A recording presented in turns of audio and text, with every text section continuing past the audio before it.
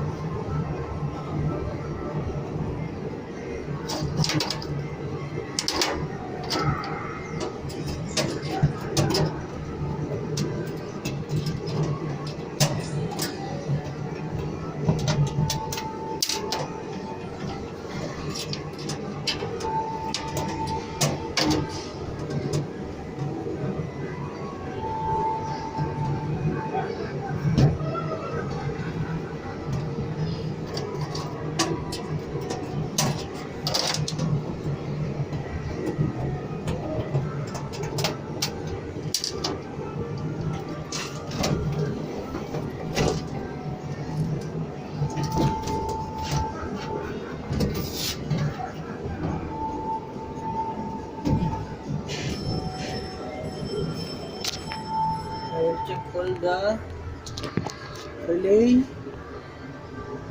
if the connection is good and well connected, and also the frequency receiver.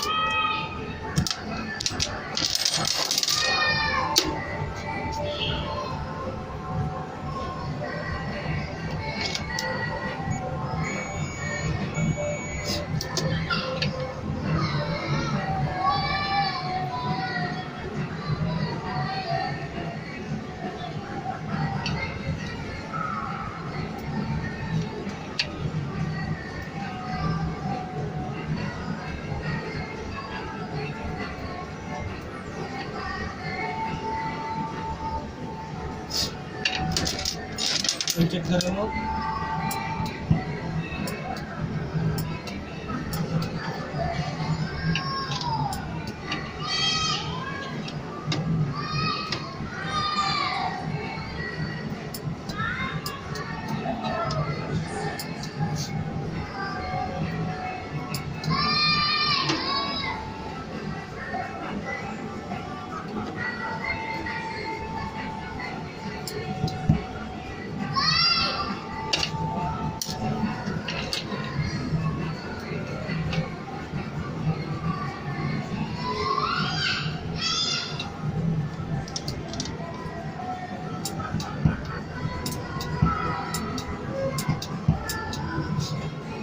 Ready, go!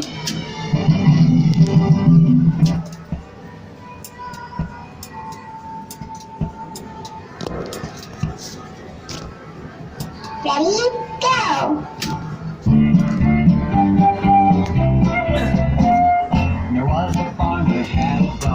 As you can see now, it's working.